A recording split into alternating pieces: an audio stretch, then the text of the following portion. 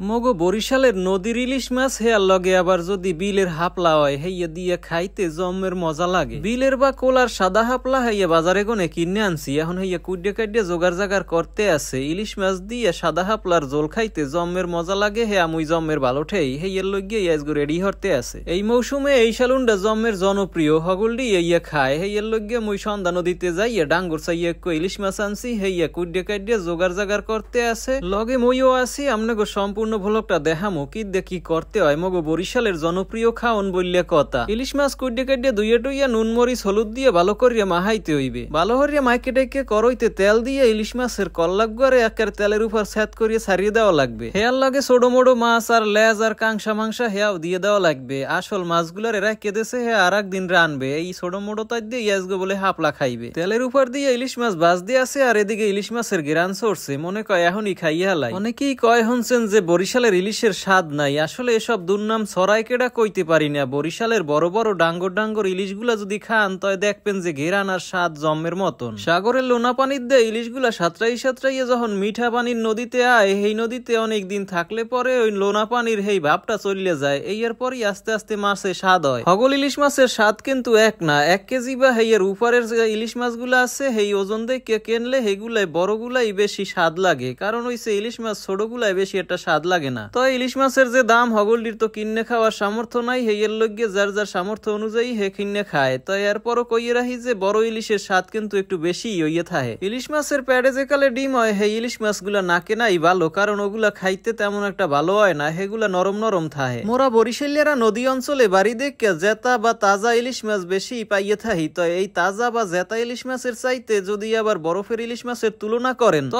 মনে হরি তাজা ইলিশ মাছ যদি 1 ঘন্টার লগে ডিপ ফ্রিজে রাখকে হেইয়ের পর কুড্ডে কাড্ডে রান্ধে হেইয়া বেশি ভালো লাগে। কারণ তাজা মাছের একটা ঘেরান আছে, সেই ঘেরানটা আবার রানলে পরে খাওয়া তেমন একটা ভালো লাগে না। হেইয়ের লগে তাজা ইলিশ মাছ 1 ঘন্টার লগে ডিপ ফ্রিজে রাখলে ওই ঘেরানটা চলে যায়, এরপর রানলে অনেক স্বাদ লাগে। অনেকেই আছেন কন পদ্মার ইলিশ জম্মের ভালো আর বরিশালের ইলিশ ভালো না। এই যারা কন হেগরে কইয়ে রাহি, নদীতে কেউ কিন্তু বান্দা দিয়ে রাহে নাই। আর ইলিশ মাছ যে দৌড়ায় পদ্মা নদীতেও যাইবে, একদিনের ভিতরে আবার বরিশালও আইবে। হেইয়া লইয়া আমরা এত তুলনা দিয়ে লাভ নাই। হগল মাছের চাইতে ইলিশ মাছ একটু বেশি দ্রুত সাঁতরায়। হেইয়ার লইগে যে কোনো সময় একদিনের মধ্যে একেবারে বরিশাল আইতেরে আবার পদ্মা নদীতেও যাইতেরে। যে জায়গা বইয়া ধরা পড়বে সেই জায়গারই বেশি স্বাদ হইবে, এরমের তো কোনো কথা নাই। ইলিশ মাছের মধ্যে একটু গোলগাল ইলিশ মাছ চিনে হেইয়ার পর কিনবেন, হেইতে একটু বেশি স্বাদ লাগে। আবার লম্বাইটে আর অনেক লম্বা হেগুলা বেশি একটা স্বাদ লাগে না। আমরা দেখকে বুঝে কিনবেন। যে ইলিশ মাছ গায়ে পায় চ্যাপডা মোড়া হেগুলা কিন্তু বেশি স্বাদ লাগে। আর ডিমওয়ালা ইলিশ মাছ তেমন একটা স্বাদ লাগে না। এগুলা দেখকে শুনিয়া বুঝে কিনতে হইবে। আর একটু বড় সড়ো কিনলে হেইতে বেশি স্বাদ।